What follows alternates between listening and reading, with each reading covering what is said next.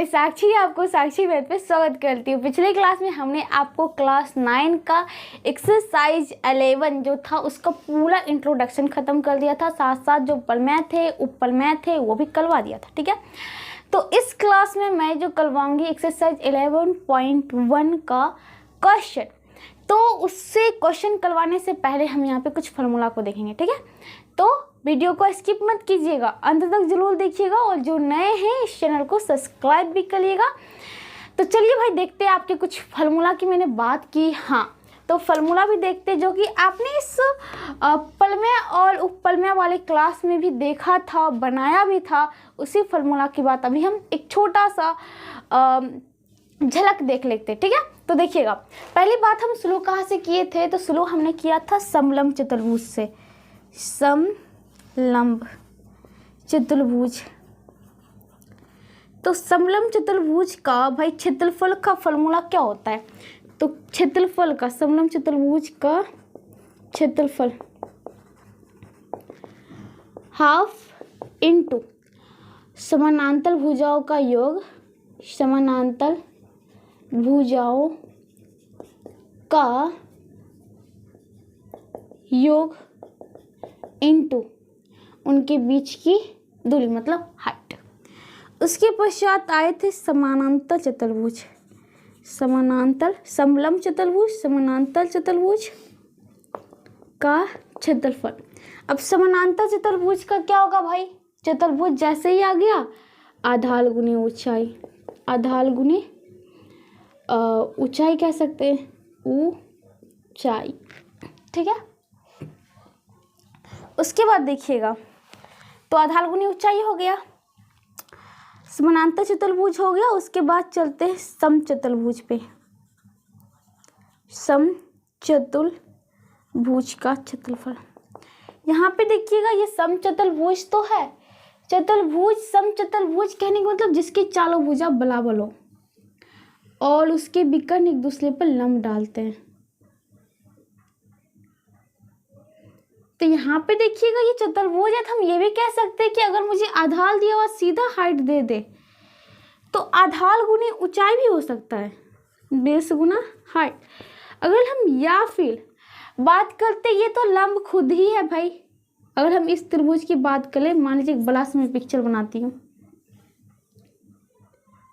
और थोड़ा सा देखिएगा,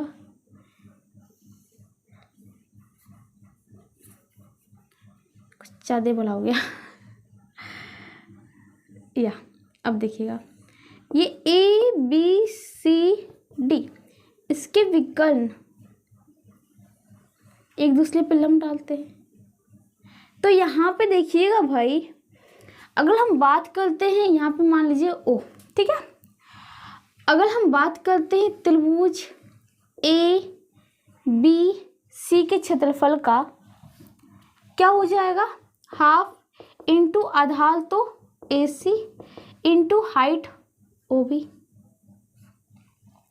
अब देखिएगा, और हम बात इस त्रिभुज की कर लेते तो क्या हो जाएगा? 1/2 आधार ए सी गुने हाइट ओ डी। ठीक है, इस दोनों को जोड़ देंगे तो हमारा बन जाएगा ये त्रिभुज और इस त्रिभुज, तो हमारा टोटल आ जाएगा। तो जोड़ेंगे तो देखिएगा भाई, हाफ तो कॉमन ले लेते, ए सी भी कॉमन ले लेते, बाकी क्या बचा? O B plus O D. तो half into A C into, अब ओ बी जो ओ डी को हम सीधा बी डी लिख देते हैं। अब हाफ, अब ए सी जो है ये हमारा विकर्ण है, विकर्ण है तो D1 दे देते और ये बी डी इसको D2 नाम देते क्योंकि अलग अलग लंबाई होता है। तो यहाँ से आपका आ जाएगा 1/2 इंटू विकर्णों का गुणनफल मतलब D1 इंटू D2। ठीक है, इंग्लिश में इसका जो नाम होता है वो डी से शुरू होता है, इसलिए हमने D1 और D2 लिखा हुआ है। ओके, तो समचतुर्भुज का 1/2 इंटू D1 इंटू D2 इसमें ही मैंने लगाया है और किसी में नहीं, ये नहीं कि समानांतर चतुर्भुज में भी लगा के छोड़ दीजिएगा, नहीं। क्योंकि समानांतर चतुर्भुज की हमने बात की थी, जो विकर्ण होती है वो एक दूसरे पे लंब नहीं होती, जब लंब होगी वो समचतुर्भुज में खुद बदल जाएगी और समचतुर्भुज में बदल रही है तो हमने समचतुर्भुज का लिख ही दिया। ठीक है, उसके पश्चात ये बात कर लेते हैं वर्ग, वर्ग का क्षेत्रफल। तो वर्ग का क्षेत्रफल भाई बच्चे से ही पढ़ते आ रहा है, भुजा स्क्वायर, भुजा का स्क्वायर। तो यहाँ पे देखिएगा वर्ग आपको पता है क्या, चारों भुजा बुला लो और प्रत्येक लंबो, इसलिए यहाँ पे देखिएगा आधार तो ए बन ही जाता है और साथ साथ हाइट भी यही भुजा ले जाती है, चारों भुजा बुला लो, इसलिए ए गुना ए स्क्वायर आता है। ठीक है, उसके पश्चात आयत देखिएगा, आयत का क्षेत्रफल लंबाई गुने चौड़ाई। अबे भाई क्यों होता है लंबाई गुने चौड़ाई, तो देखिएगा आपने क्या पढ़ा हुआ है आयत में कि मतलब ऐसा समानांतर चतुर्भुज जिसमें एक कोण अगर समकोण होता है तो वो आयत बन जाता है। तो भाई आयत में समकोण बना दिया, जब ये आपका मान लीजिए लंबाई जो कि बेस का काम करेगा आधार का, और हाइट ये खुद लंब है भाई, तो 90 डिग्री यही तो हाइट बन जाता है, तो ये h हो गया, तो कहने का मतलब l इंटू एच हो गया। तो इस प्रकार से चतुर्भुज जहाँ देखिए आधार गुनी ऊंचाई ढूंढिए, आधार गुना ऊंचाई ढूंढेंगे भाई, आपका सभी फॉर्मूला निकलते जाएगा। ठीक है, तो आयत हो गया, देखिएगा समलंब हो गया, समांतर हो गया, समचतुर्भुज हो गया, वर्ग हो गया, आयत हो गया।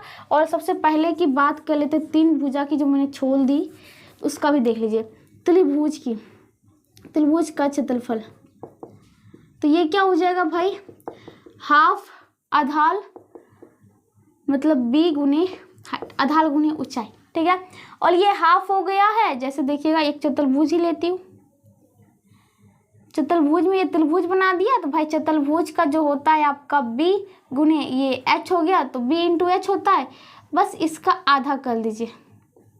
ठीक है, तो इस प्रकार से ये जो थे कुछ फॉर्मूला जो मैंने आपको बता दिया, और इसका बताने का पीछे का कारण था भाई आपका रिवीजन भी हुआ, और साथ साथ जो भी फिल इन द ब्लैंक्स का क्वेश्चन होगा, और भी जो एक शब्द में आंसर देने वाला जो जितने भी क्वेश्चंस हैं, ठीक है, तो उस सब का जो आप करेंगे इससे जल्द ही होते चला जाएगा। ठीक है, तो चलिए देखते हैं। अब आते हैं अपना क्वेश्चन पे, क्वेश्चन नंबर 1 जो कि है रिक्त स्थानों को भले, मतलब खाली स्थान को आपको क्या करना है, भरना है। ठीक है, तो पहला क्वेश्चन, सर्वांगसम आयतों के क्षेत्रफल डैश होते हैं। भाई जहां भी लगा हो सर्वांगसम, दो आकृति की बात कर रही है, उसकी क्षेत्रफल पूछे तो सर्वांगसम मतलब क्या होता है, मैं बार बार कह रही हूँ भाई, एक आकृति दूसरी आकृति को ढक ले पूरी तरह से, कहने का मतलब जितना क्षेत्र ये ले रहा है उतना ही क्षेत्र वो दूसरी आकृति भी ले रहा है, इसलिए वो क्या होगा, बराबर होगा, तो क्षेत्रफल बराबर होते हैं। दूसरा क्वेश्चन, किसी समचतुर्भुज का क्षेत्रफल उसके विकर्णों की लंबाई के गुणनफल का कितना होता है। ये बड़ा अच्छा क्वेश्चन आ गया आपके लिए भाई। यहाँ पे समचतुर्भुज के क्षेत्रफल की मैंने बात की, तो विकर्णों की d1 इंटू d2, यहाँ पे समचतुर्भुज का क्षेत्रफल, यहाँ पे देखिए क्या कहता है, किसी समचतुर्भुज का क्षेत्रफल उसके विकर्णों की लंबाई के गुणनफल का डैश होता है। तो वो क्षेत्रफल जो होता है उनके विकर्ण जो होते विकर्ण के गुणनफल का, तो विकर्ण d1 इंटू d2, इसका कितना होता है, यहाँ देखिएगा हमारा आधा दिख रहा है, तो आधा होता है, तो सीधा आधा होता है। देख लीजिए, किसी समचतुर्भुज का जो क्षेत्रफल होता है उसके विकर्णों के गुणनफल का d1 इंटू d2 का आधा होता है, तो इसलिए बन गया half into d1 into d2। ठीक है, अगला क्वेश्चन, समलंब चतुर्भुज, याद रखिएगा, समलंब चतुर्भुज का क्षेत्रफल उसके समानांतर भुजाओं के बीच की दूरी और समानांतर भुजाओं के योग के गुणनफल का डैश होता है। हाँ, तो यहाँ पे देखिएगा समलंब चतुर्भुज सबसे पहले ही लिखा था, हाफ इंटू समानांतर भुजाओं के योग इंटू वो समानांतर भुजाओं के बीच की दूरी, जिससे हाइट पे चल जाते हैं। ठीक है, तो मैंने हाइट लिख दिया था। तो यहाँ पे वही पूछ रहा है कि समलंब चतुर्भुज का जो क्षेत्रफल होगा उसके समानांतर भुजाओं के बीच की दूरी तथा मतलब और समानांतर दूरी हो गया मतलब हाइट, तथा समानांतर भुजाओं के योग के गुणनफल का कितना होगा, दूरी मतलब हाइट और समानांतर भुजाओं का योग, समानांतर भुजाओं का योग, ये तो बात हो ही रहा है। तो हमने यहाँ पे देखा था हाफ लगा, इसका मतलब जब इसमें हाफ कर देंगे तो क्या हो जाएगा, हमारा निकल जाएगा समलंब चतुर्भुज का क्षेत्रफल जो हमसे पूछ रहा। तो कितना होता है भाई, तो उसके समानांतर भुजाओं के बीच की दूरी तथा समानांतर भुजाओं के योग के गुणनफल का आधा होता है। ठीक है, आधा। चलिए अब होता है फिर से भाई, सर्वांगसम त्रिभुजों के क्षेत्रफल डैश होते, सर्वांगसम लग ही गया है, त्रिभुज दे ही रहा है, तो इसका मतलब दो त्रिभुज जो एक दूसरे को आपस में झाँक ले, और जब पूरी तरह से ढाक ही लिए तो इसका क्षेत्रफल भी बराबर होगा। ठीक है, अगला क्वेश्चन, एक ही आधार तथा एक ही समानांतर रेखाओं के मध्य बने त्रिभुज के क्षेत्रफल डैश होते हैं। यहाँ पे देखिएगा आपका क्वेश्चन क्या कहला है, एक बार पहले इसको थोड़ा सा क्लीन कर देती हूँ। चलिए, कहता है एक ही आधार, चलो एक ही आधार तथा एक ही समानांतर रेखाओं के बीच, एक ही आधार बना दिया और एक ही समानांतर रेखाओं के बीच समानांतर रेखाओं के मध्य बने त्रिभुज। चलो ये आपका एक त्रिभुज बन गया और ये एक आपका त्रिभुज बन गया, ठीक है। तो बताइएगा आप क्या मध्य बने त्रिभुज के क्षेत्रफल डैश होते हैं। भाई आधार तो एक ही है, बी तो एक ही हो गया और एक ही समानांतर रेखा के बीच की दूरी है, तो जो इसके लिए हाइट होगा वो दूसरे त्रिभुज के लिए ही होगा, मतलब एच भी दोनों में सेम ही हो गया, तो बी गुणे एच, दोनों के लिए बी गुणे एच हो गया। तो कहने का मतलब क्या हो गया, बराबर होता है, सेम बेस भी हो गया और हाइट भी क्या हो गया, सेम हो गया, तो क्षेत्रफल भी सेम हो गया, ठीक है। अब चलते हैं आगे का क्वेश्चन, क्वेश्चन नंबर 2 है। भाई इसका हेडिंग नहीं है, बस सीधा आपका क्वेश्चन ही शुरू कर दिया, तो मैंने भी क्वेश्चन ही शुरू कर दिया, ठीक है। तो देखिएगा, कहता है आधार BC के एक ही ओर बने त्रिभुज ABC और DBC में AD समानांतर है BC, AD समानांतर BC है। यदि A और B से BC पर लंब डाले जाए तो उनके क्षेत्रफल में क्या संबंध होगा। ध्यान से देखिएगा, यहाँ पे क्या बोला, आधार BC लिया, चलो आधार लेती हूँ मैं भी BC, आधार BC, ठीक है। तो आधार BC के एक ही ओर, अब यहाँ पे एक ही ओर बनाया एक त्रिभुज ABC ए। अब यहाँ पे एक ही ओर कहने का मतलब है ये नहीं कि आप इधर से खींच के दूसरी ओर भी कर दीजिए, नहीं, एक ही ओर ये मैंने बनाया डी में कहता है, और ये AD जो है, ये क्या दिया, AD जो है वो समानांतर है BC, ठीक है। यदि A और D से BC पर लंब डाला जाए तो उनके क्षेत्रफल में क्या संबंध होगा। A से भी इस पे लंब डाला, इससे भी इसमें लंब डाला, BC पे, दोनों पे। अब एक बात बताइएगा भाई, जब आपको बोल ही दिया क्या AD समानांतर है BC का, और जब ये समानांतर हो ही गया तो इसमें डाले या भाई यहाँ पे डाले, H तो उतना ही लगेगा क्योंकि दो समानांतर रेखाओं के बीच की दूरी हमेशा समान होती है, वो कभी नहीं काटेगा, तब तो समानांतर कहलाया, ठीक है। तो हाइट तो समान ही हो गया, बेस भी समान है, तो उसका क्षेत्रफल भी क्या होगा भाई, समान ही होगा, ठीक है। तो वहां पे पूछ रहा था आपको उनके क्षेत्रफल में क्या संबंध होगा, तो बराबर होगा, सिंपल सा आंसर देते रहना, ठीक है। अगला क्वेश्चन, क्वेश्चन नंबर 2 कहता है एक ही आधार तथा एक ही जोड़ी समानांतर रेखाओं के बीच बने दो त्रिभुजों के क्षेत्रफल में क्या संबंध होता है। भाई वही क्वेश्चन, एक आधार एक ही जोड़ा समानांतर रेखाओं के बीच बने दो त्रिभुज का क्षेत्रफल क्या होता है, भाई बराबर होता है, बस उल्टा करके आपसे पूछते जा रहा, घुमा फिरा के, ठीक है। अगला क्वेश्चन देखिएगा, क्वेश्चन नंबर 3, यहाँ पे देखिएगा आपको एक आयत है, चलो कोई बात नहीं, आयत ABCD में AB बराबर 6 सेंटीमीटर तथा AD बराबर 4 सेंटीमीटर हो तो त्रिभुज PAB का क्षेत्रफल निकाले। तो आपको पिक्चर दिख रही है, ध्यान से देखिएगा, इसमें आपका AB 6 सेंटीमीटर और AD 4 सेंटीमीटर। अब यहाँ पे बताइएगा, आपको बोला आयत है, तो आयत है तो भाई आपको पता है प्रत्येक कोण 90 डिग्री ही होगा, ठीक है। तो आपको निकालना क्या है, त्रिभुज ये PAB का क्षेत्रफल ज्ञात करना है, ठीक है। तो यहाँ पे देखिएगा भाई, मैंने बोला था कि अगर आपको पल में भी देखे थे कि एक ही आधार होते हैं और एक ही समानांतर रेखाओं के बीच एक चतुर्भुज है और उस पे जो होता है एक त्रिभुज बनाया हुआ हो, तो त्रिभुज का क्षेत्रफल उस चतुर्भुज के क्षेत्रफल का आधी होती है। यहाँ पे आप क्या हो जाएगा भाई, आधी हो जाएगी। जैसे देखिएगा आपका बेस यहाँ 6 गुने हाइट तो आपका 4, तो ये सेंटीमीटर स्क्वायर बन गया किसका, आयत का क्षेत्रफल। इसका आधा कर दीजिए, 2 से जाएगा 2 3 6, मतलब 4 3 12 सेंटीमीटर स्क्वायर। ये किसका क्षेत्रफल हो जाएगा, आपके त्रिभुज का क्षेत्रफल हो जाएगा। तो त्रिभुज PAB का क्षेत्रफल ज्ञात कीजिए, तो 12 सेंटीमीटर स्क्वायर। तो इस प्रकार से हम क्या कर सकते हैं, इसे हल कर सकते हैं। ठीक है, तो इसी के साथ आपका क्वेश्चन नंबर 2 का 3 तक खत्म होता है। आगे चलिए देखते हैं क्या है।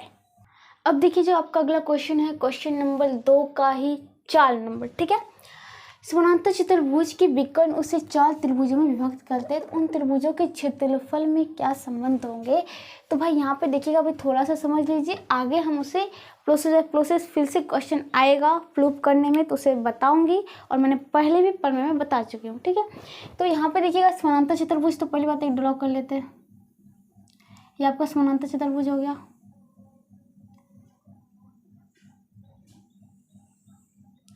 अब यहाँ पे देखिएगा A B C D और ये इसके विकर्ण। अब भाई जैसे ही समानांतर चतुर्भुज आया उसके विकर्ण की बात की, आपको पता है क्या, पता है कि उसके विकर्ण जो होते हैं ना एक दूसरे को समद्विभाजित करते हैं। कहने मतलब ये बराबर ये और फिर ये बराबर ये। ठीक है, अब ध्यान से देखिएगा क्या देखना है भाई।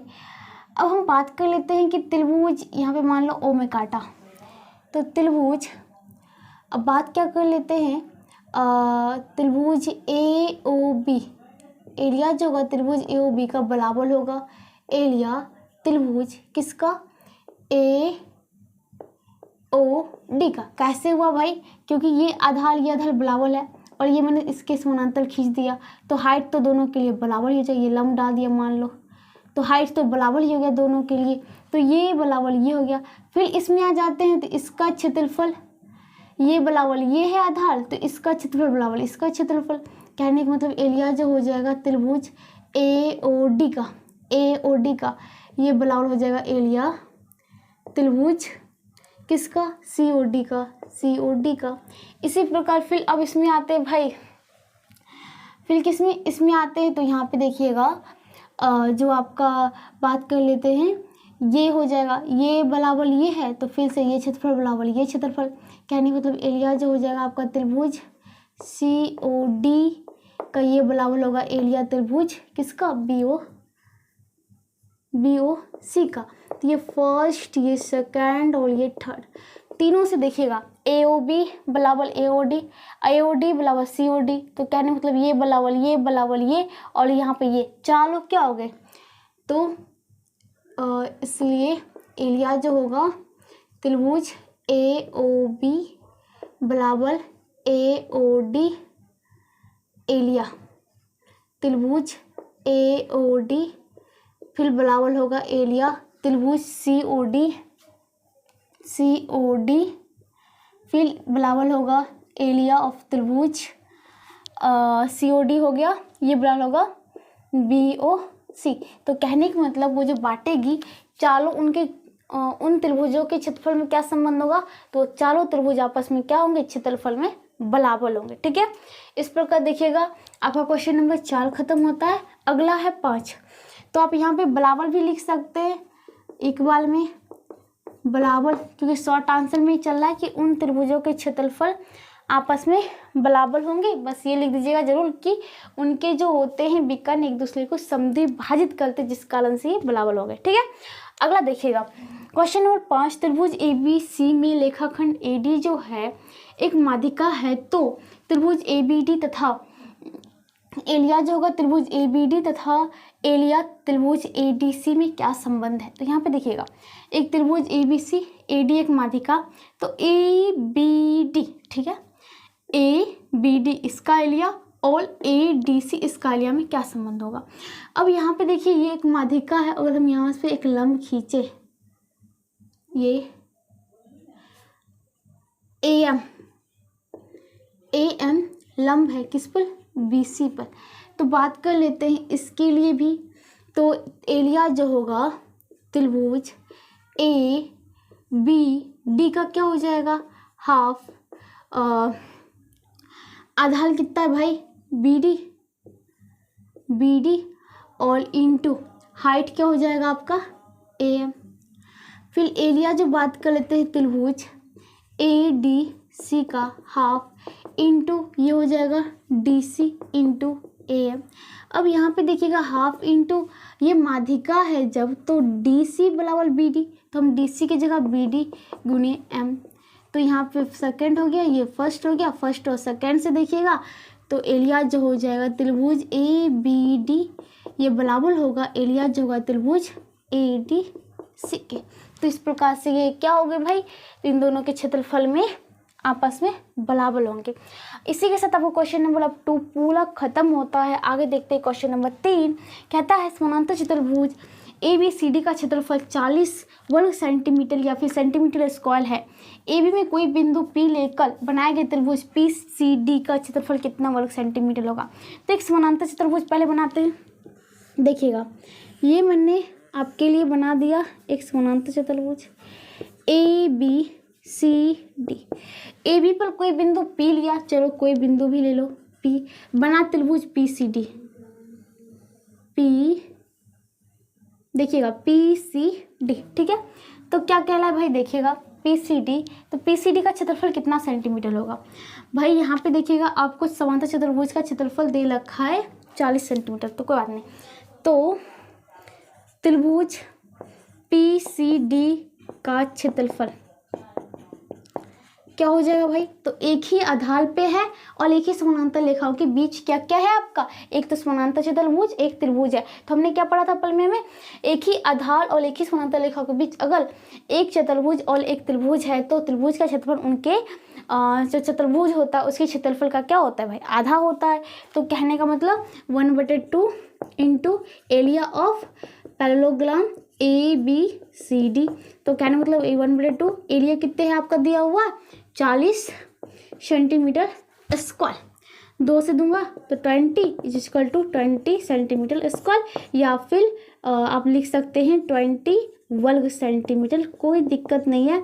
इंग्लिश ये भी चलेगा और ये भी चलेगा, ठीक है, क्योंकि साइंस कहती है इस प्रकार से ही लिखने के लिए। ओके, अगला क्वेश्चन नंबर 4 देखिएगा, तो आपका आंसर ये भी खत्म होता है। आयत ए बी सी डी के क्षेत्रफल 50 सेंटीमीटर स्क्वायर है। तो ए बी पर कोई बिंदु पी लेकर बनाए गए त्रिभुज पी सी डी का क्षेत्रफल कितना वर्ग सेंटीमीटर होगा। अब आगे किसकी बात, आयत की, तो आयत बना देते हैं A B C D, A B C D. इस पे कोई बिंदु पी है तो पी बना दिया, तो इससे बना त्रिभुज पी सी डी। तो चलो भाई पी सी डी त्रिभुज बना देता हूँ, पी सी डी। तो पी सी डी, ठीक है, तो कहता है तो बना त्रिभुज पी सी डी का क्षेत्रफल कितना होगा। तो यहाँ पे देखिएगा फिर से एक ही आधार पे है, एक ही आधार पे भाई आयत है। तो आयत भी आपका क्या एक समानांतर चतुर्भुज ही है ना, एक चतुर्भुज ही है ना। तो एक ही आधार पे है और एक ही समानांतर रेखाओं के बीच है। तो त्रिभुज पी सी डी का क्षेत्रफल ये क्या हो जाएगा, हाफ इंटू किसका हो जाएगा, एरिया ऑफ रेक्टेंगल। तो इसको हम बना देते हैं एरिया ऑफ रेक्टेंगल। इसको आप अच्छे से चारों भुजा सेट करके दीजिए, छोटा सा बना ए बी सी डी, ठीक है। तो ये हो गया हाफ इंटू एरिया आपको दिया हुआ है कितने सेंटीमीटर स्क्वायर, 50 सेंटीमीटर स्क्वायर। 2 से देता हूँ तो 25, तो ये हो गया 25 सेंटीमीटर स्क्वायर। तो इस प्रकार आपके क्वेश्चन नंबर 4 का जो पूछ रहा था आपसे त्रिभुज पी सी डी का क्षेत्रफल ज्ञात कीजिए, तो वो आपका होगा 25 सेंटीमीटर स्क्वायर कहिए या फिर वर्ग सेंटीमीटर कहिए, कोई गलत नहीं है भाई, ठीक है। तो इसी के साथ आपका क्वेश्चन नंबर 4 खत्म होता है। चलिए आगे देखते क्या। अब देखिएगा जो आपका अगला क्वेश्चन होता है क्वेश्चन नंबर 5, क्या कहता है, देखिएगा त्रिभुज ए बी सी में ए सी आपका 6 सेंटीमीटर तथा भुजा AC के तदनुरूपी शीर्ष लंब, यहाँ पे होगा शीर्ष लंब, वो 4 सेंटीमीटर है। त्रिभुज DEF में EF 8 सेंटीमीटर है। यदि area of triangle ABC is equal to area of triangle DEF हो तो भुजा EF के तदनुरूपी शीर्ष लंब ज्ञात करें। तो यहाँ पे आपके लिए 2 पिक्चर, चलिए इस साइड बना देती हूँ।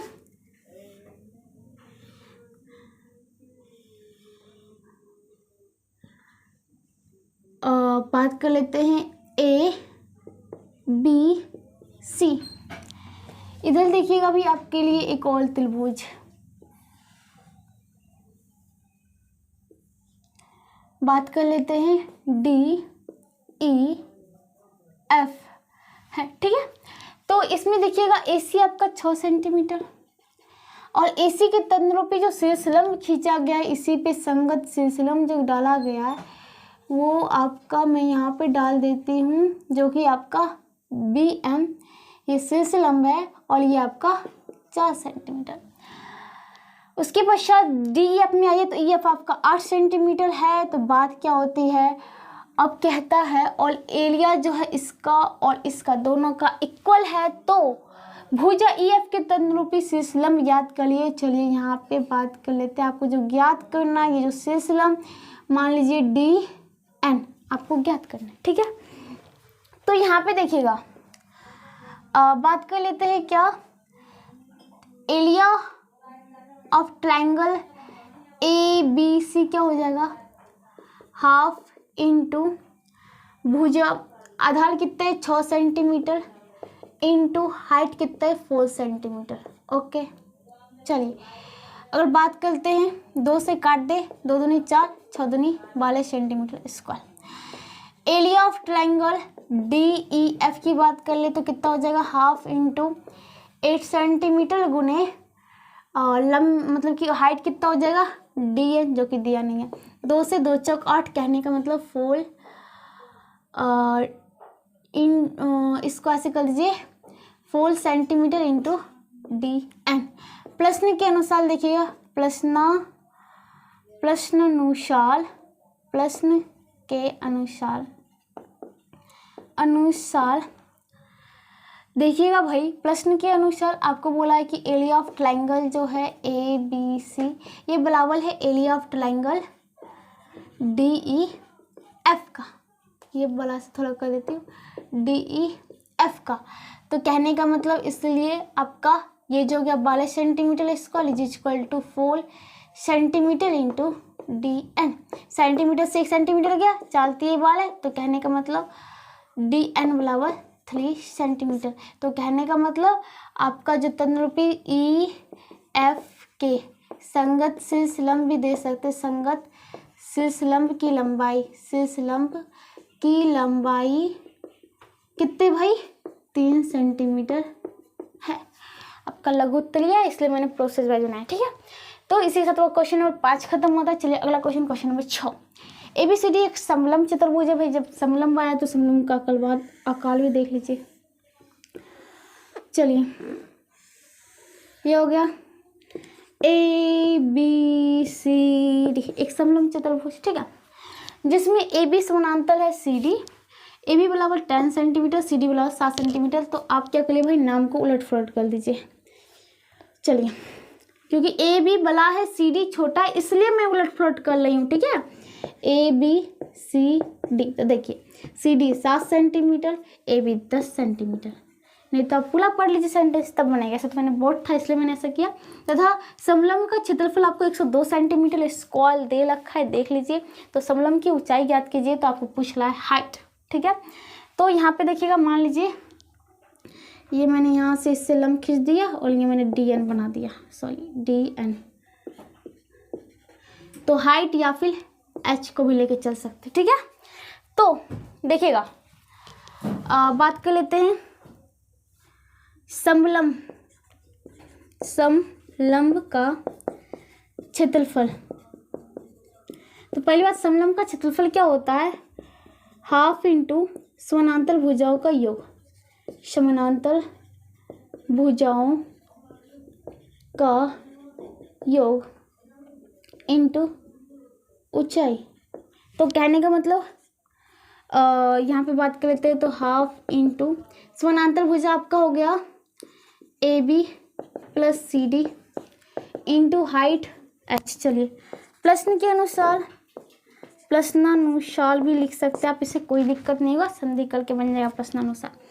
तो ये जो हो जाएगा आपको दिया क्या, 1/2 into AB plus CD into H is equal to 1/2 centimetre square. 1/2 into AB जो है आपका 10 सेंटीमीटर प्लस CD जो है 7 centimetre into H is equal to 1/2 centimetre square. तो 1/2 इंटू 10×17 सेंटीमीटर गुने h equal to 1/2 centimetre square. 17 से दूंगा, 17×6 102 centimetre से 1 सेंटीमीटर गया, तो कहने का मतलब h equal to 6 centimetre into 2 equal to 6 into 2 12 centimetre. तो आपका हाइट होता है वो होता है 12 सेंटीमीटर। तो पूछ रहा था समलंब की ऊंचाई, अतः समलंब की ऊंचाई एक सेकंड थोड़ा सा छोटा होगा, समलंब की ऊंचाई 12 सेंटीमीटर होगा। ठीक है, 12 सेंटीमीटर। तो इसी के साथ आपका क्वेश्चन नंबर 6 खत्म होता है। चलिए भाई आगे देखते हैं क्या है। अब देखिए जो आपका अगला क्वेश्चन होता है क्वेश्चन नंबर 7, कहता है बगल के चित्र से, आपको चित्र तो दिख ही रहा होगा, ABCD बिल्कुल अच्छे से दिख रहा है, कमेंट भी करिएगा। तो क्वेश्चन नंबर 1 देखते हैं। चलो भाई कोई बात नहीं। कहता है त्रिभुज BCN का क्षेत्रफल ज्ञात कीजिएगा। BCN, इसका क्या करना है आपको? क्षेत्रफल ज्ञात करना है। ठीक है, तो यहाँ पे एक चीज छूट गया था, यहाँ पे ये आपको दिया हुआ है 6 मीटर। ठीक है, अब निकाल सकते हैं BCN। तो चलो फर्स्ट क्वेश्चन का आंसर देखते हैं। त्रिभुज BCN का क्षेत्रफल, जैसे त्रिभुज आ गया भाई तो हाफ इंटू आधार BN इंटू हाइट, ये आपका लंब डाला हुआ है। यहाँ पे देखिएगा संगत भुजा से ये जो शीर्ष से लंब खींचा गया, यहाँ पे भी ये लंब है, ध्यान रखिएगा। ठीक है, मैं बार बोल रही हूँ, BN इंटू CN हो जाएगा। तो कहने का मतलब हाफ इंटू BN कहाँ पे आपका 3 मीटर, तो ये 3 मीटर इंटू CN कितना है भाई? CN 6 मीटर, मतलब 6 मीटर। तो 6 मीटर 2 से दूंगा, 2 तिहाई 6, तो 3 तिहाई 9 मीटर गुने मीटर स्क्वायर। ठीक है, तो आपको पहला आंसर निकल गया, त्रिभुज BCN का क्षेत्रफल 9 मीटर स्क्वायर। दूसरा क्वेश्चन का आंसर देखिएगा, कहता है पैरेललोग्राम ABCD का क्षेत्रफल ज्ञात करना है। तो चलिए ABCD, ठीक है, तो इसका क्षेत्रफल ज्ञात करना है भाई। बन क्या आपका समानांतर चतुर्भुज आ गया, तो आधार गुने ऊंचाई तो आपको दिया हुआ है। तो कहने का मतलब समानांतर चतुर्भुज का क्षेत्रफल,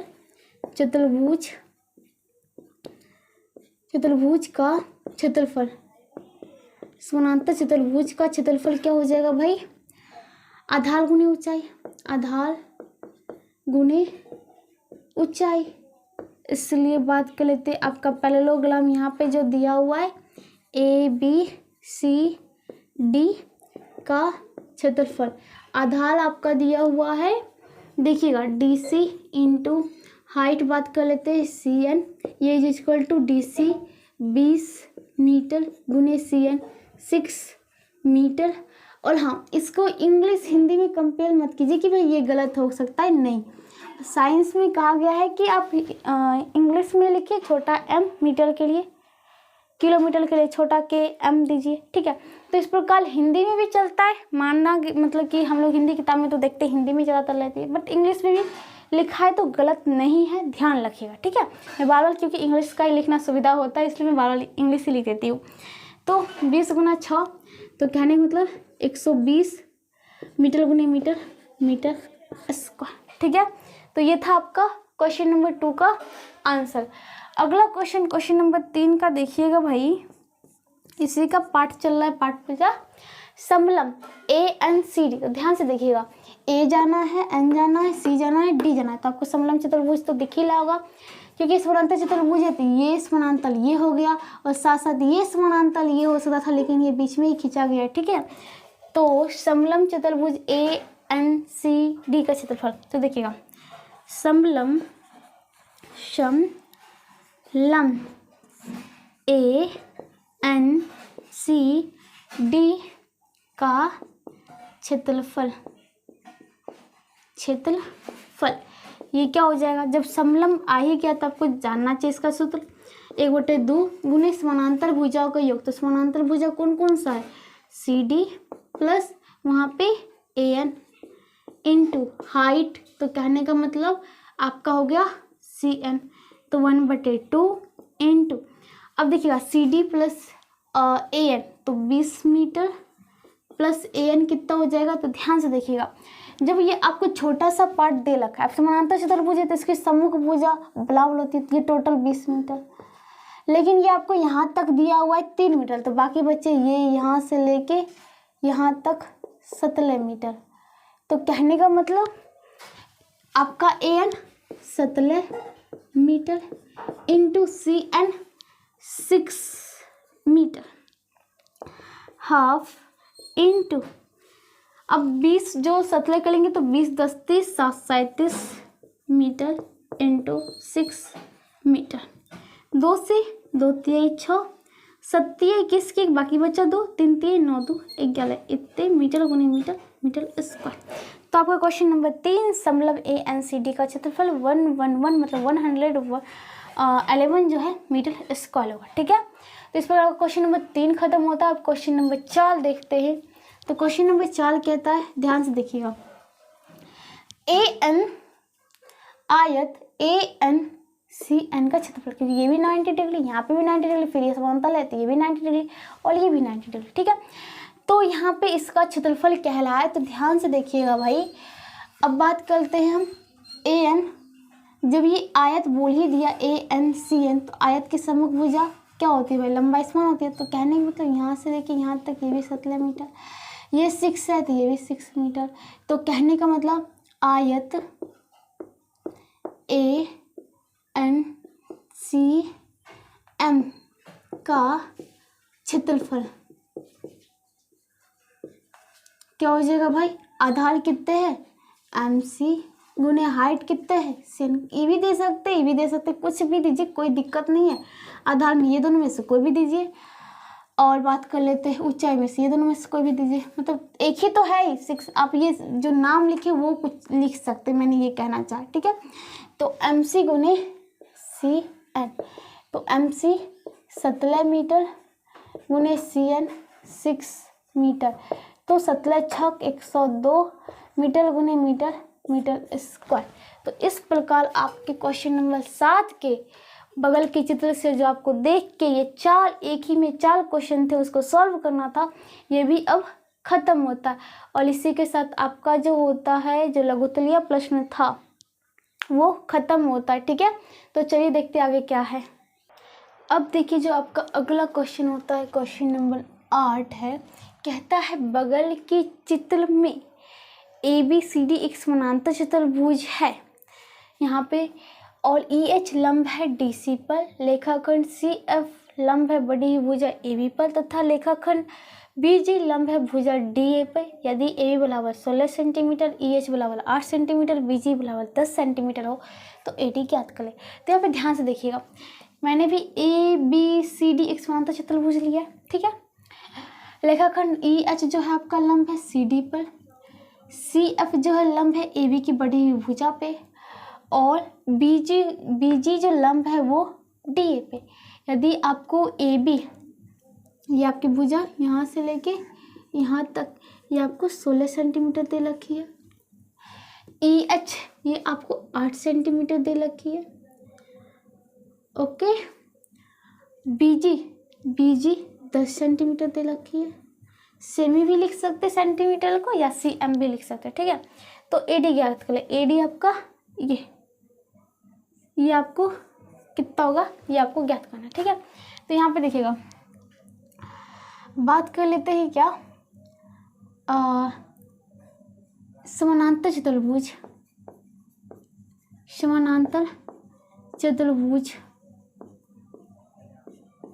भुज का क्षेत्रफल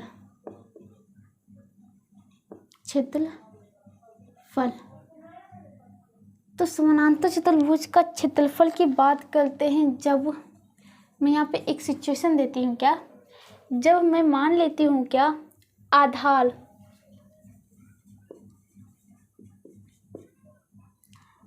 बात कर लेते हैं, AB हो, तो क्या हो जाएगा, समांतर चतुर्भुज जैसे ही आ गया आधार गुने ऊंचाई, तो आधार ए बी गुने ऊंचाई बात कर लेते क्या हो जाएगा ई एच। ओके, तो यहाँ पे देखिएगा भाई ए बी आपका कितने दे रखा है 16 सेंटीमीटर गुने ई एच 8 सेंटीमीटर, तो 16 8 128 सेंटीमीटर स्क्वायर। ओके, अब बात करते हैं समांतर चतुर्भुज के क्षेत्रफल, वही पैरेललोग्राम जो आपका क्या है ए बी सी डी का। यहाँ पे समांतर चतुर्भुज ए बी सी डी जरूर दीजिएगा, ए बी सी डी। यहाँ पे मैंने सोचा था एक लाइन और चलूँगा, लेकिन इसी स्टेप में होगा तो कोई बात नहीं। ए बी सी डी का क्षेत्रफल, जब आधार आपका क्या दे लगी हूँ, आधार ध्यान से देखिएगा, आधार ए डी हो आएगा तो क्षेत्रफल उतना ही ना, बट आधार में यहाँ पे लिखना चाह रही हूँ ए डी इंटू हाइट की बात करें तो जी बी। तो कहने का मतलब ए डी देखिएगा कितने, ए डी तो हमें निकालना ही है, गुने जी बी आपको दे रखा है 10 सेंटीमीटर। ठीक है, अब देखो भाई समांतर चतुर्भुज का क्षेत्रफल कैसे भी निकालेंगे, वो तो बराबर ही होता है।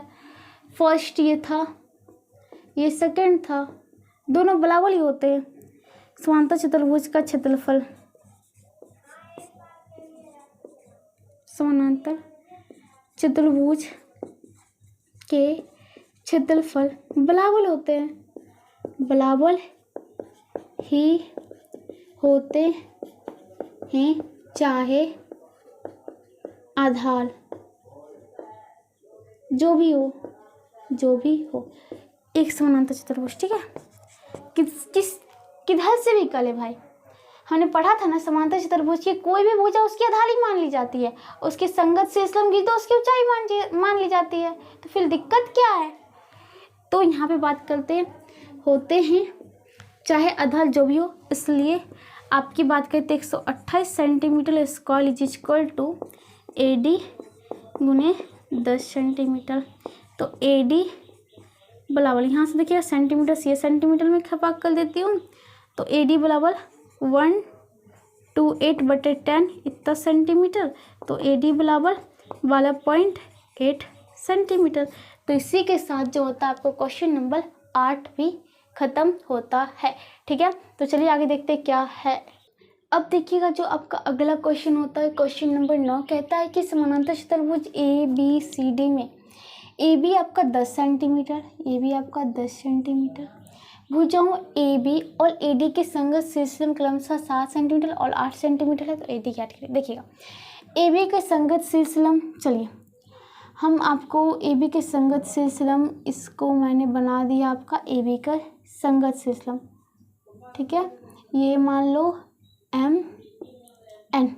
ठीक है, और फिर यहाँ पे ए डी के संगत शीर्षम, इसको मैं मान देती हूँ आपको सी तो है ही, और बात कर देती हूँ सी जी की बात कर देती हूँ। ठीक है, ओके, तो आपको ज्ञात क्या करना है, ए डी ज्ञात करना है, जो कि आपको यहाँ पे ये संगत शीर्षम मैंने भी बैठा दिया। चलिए कोई बात नहीं, अब यहाँ पे बात क्या होती है ध्यान से देखिएगा। आपको दिया है क्या समानांतर चतुर्भुज, तो parallelogram A B C D का क्षेत्रफल, और यहाँ पे हम जो होते हैं आधार मान लेते हैं ए बी को, तो आधार ए बी गुने ऊंचाई जो कि आपका एम एन। यहाँ पे जहाँ आधार में लिख देती हूँ थोड़ा सा, आधार को मैंने ए बी मान रखा है। ठीक है, तो पैरेललोग्राम ए बी आपका 10 सेंटीमीटर गुने एम एन जो कि आपको दिया हुआ है ए बी के संगत शीर्षम क्रमशः ये आपका 7 सेंटीमीटर, एंड ये जो सी जी हो गया 8 सेंटीमीटर दे रखा है। ठीक है, चलिए कोई बात नहीं, तो ये 7 सेंटीमीटर 10 सेंटीमीटर स्क्वायर। आधार में कर देती हूँ क्या ए डी, तो parallelogram A B C D का क्षेत्रफल, तो बात क्या हो जाएगा भाई ए डी आधार गुने हाइट सी जी। अब ए डी आपको दिया हुआ है, ए डी क्या है भाई, AD ही लाने दो, वो ना पूछ रहा है। CG आपको दिया हुआ है 8 सेंटीमीटर। ये था आपका फर्स्ट, ये था आपका सेकेंड। भाई किधर से भी करो, समांतर चतुर्भुज के जो होते हैं क्षेत्रफल बराबर होते हैं, लेकिन मैं यहाँ पे क्या कर देती हूँ, आप उस प्रकार से भी लिख सकते हो जैसे पीछे भी लिखी थी, या फिर 1 और 2 को बराबर करने पर, 1 और 2 को बराबर करने पर, क्योंकि बराबर है, बराबर करने पर। तो 70 सेंटीमीटर है इसका। कैसे भी कीजिए समांतर चतुर्भुज का क्षेत्रफल बराबर ही होगा, आप किसी को आधार मान लीजिए, ठीक है।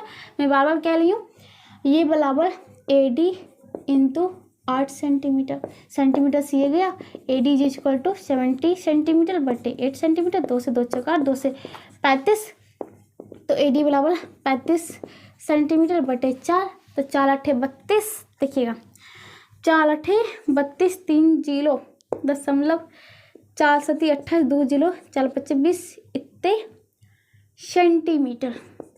ये क्या हो जाएगा आपका AD, भाग दे के देख लीजिएगा, 32 4 8 35 है, 4 8 32, 3 जीरो दशमलव दिया, 4 7 28, ये हो गया कितने 2 जीरो 4 25 20, तो 8.75 सेंटीमीटर हो जाएगा क्या आपके AD जो आधार माना था इस AD की लंबाई। अतः AD की लंबाई 8.75 सेंटीमीटर, 8.75 सेंटीमीटर होगा, ठीक है। तो इसी के साथ आपका क्वेश्चन नंबर 9 खत्म होता है, और आज मैं इस क्लास को भी यहीं समाप्त करती हूँ। अगले क्लास में इससे आगे बताऊंगी, तब तक जुड़े रहिएगा। अगर वीडियो पसंद आता है तो प्लीज़ वीडियो को शेयर, सब्सक्राइब, लाइक और कमेंट तो ज़रूर करिए भाई, क्योंकि कमेंट करने से हमें भी मोटिवेट मिलता है। तब तक के लिए जुड़े रहिएगा, बाय बाय।